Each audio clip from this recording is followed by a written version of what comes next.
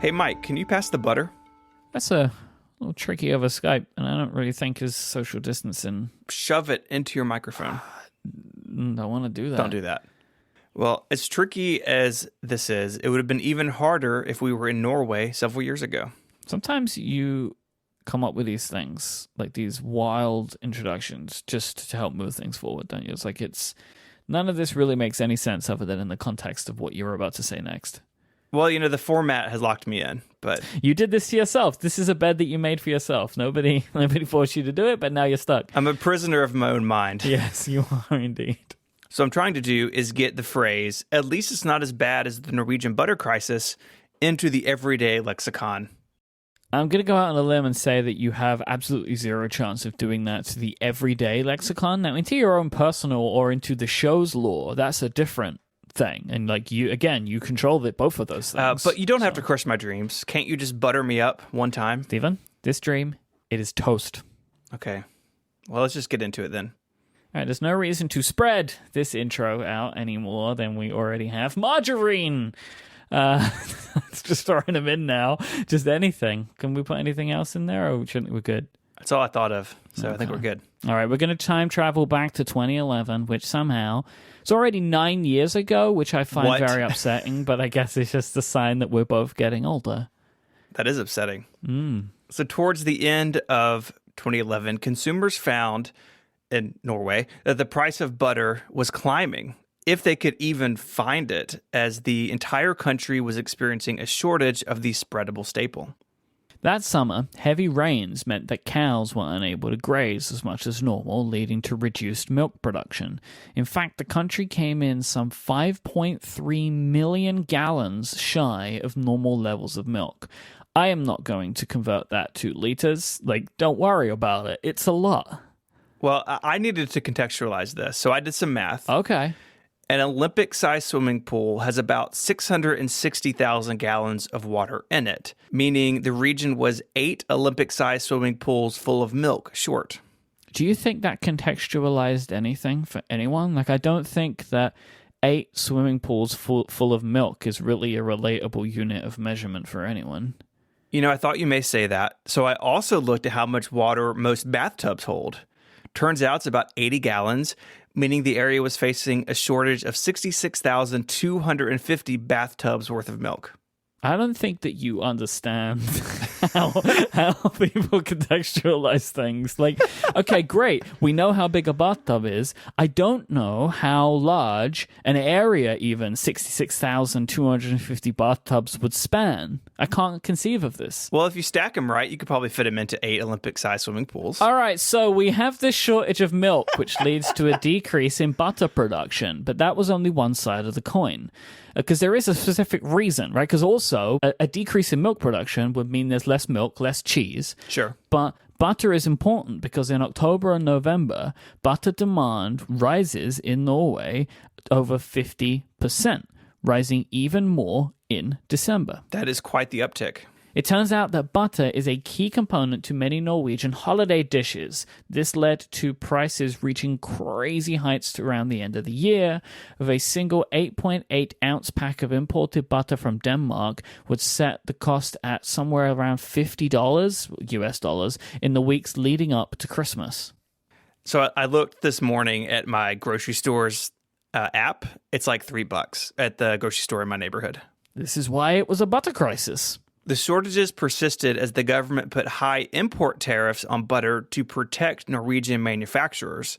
This meant that foreign butter couldn't meet demands, despite a domestic shortfall of between 500 and 1,000 tons of product. How many bathtubs is that? That's a ridiculous way to measure things. All right, after this break, we'll talk about one of the companies in the middle of all of this mess. This buttery mess. This slippery mess. This episode is brought to you by Pingdom from Solar Winds. Mike, do you have a website? Yeah. Me too. Good. It's the same one. It is. And our website has lots of things, right? There's a contact us page, there's a search field, there's a bunch of stuff. And all websites have a bunch of stuff. We're well beyond the days of just static websites.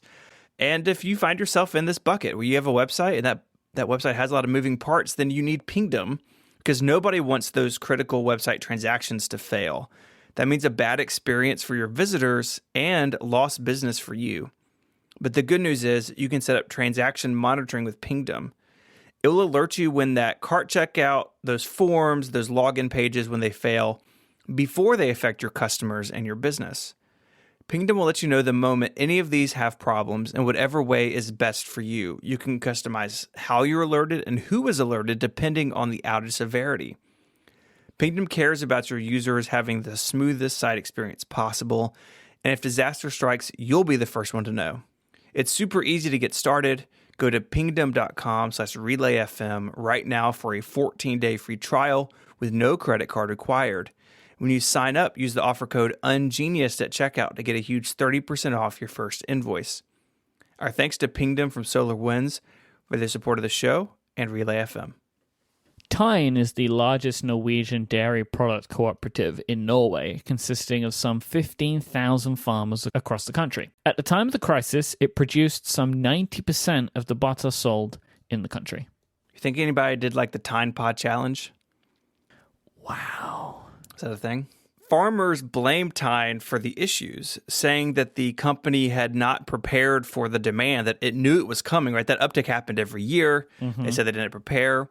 And they continue to export butter to other countries despite the shortage looming. Tine had a state-blessed monopoly on the market created in the wake of World War II to help keep prices high and keep farmers paid well, but this backfired when things started to go south. You need a butter boss, you know? What they had. So to try to ease these tensions, Tine lobbied government officials to reduce the tariffs so foreign butter could come back into the market at a reasonable price. The government agreed, cutting the import duty by 80%.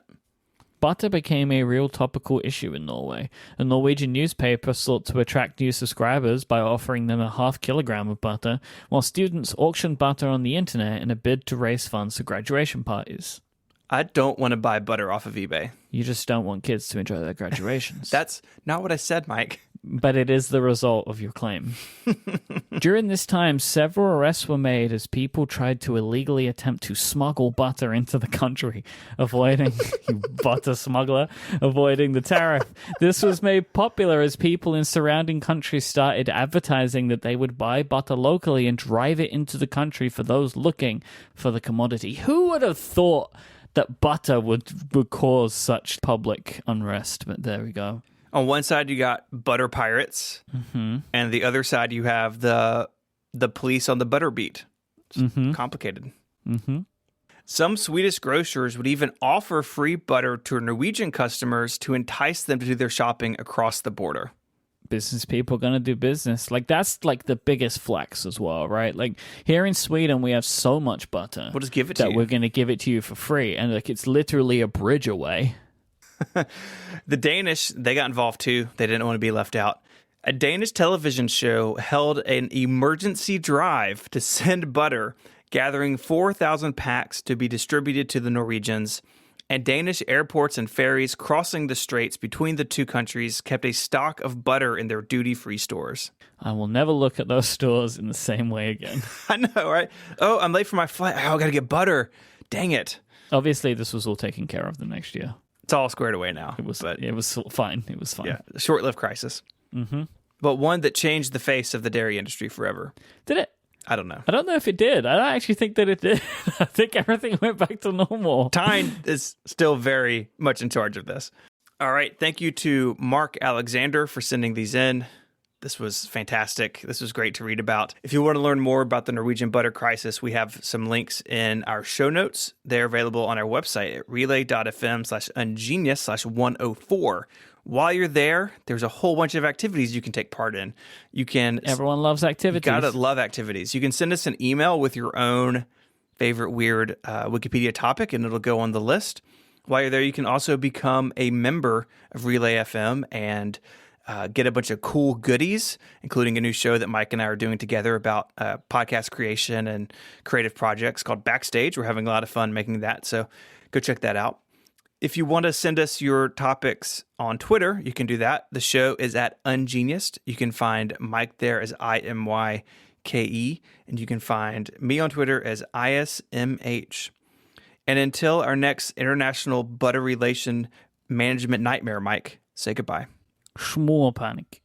Is that how you say it in Norwegian? I've given it a go. So that was called the butter panic in Norway, like SMO with the line in it, R and then panic. And I believe that's like smørpanik. So that's my attempt, and I look forward to hearing from I assume Norwegian listeners about my pronunciation. Cool. Well, bye, Mike. Bye. Adios.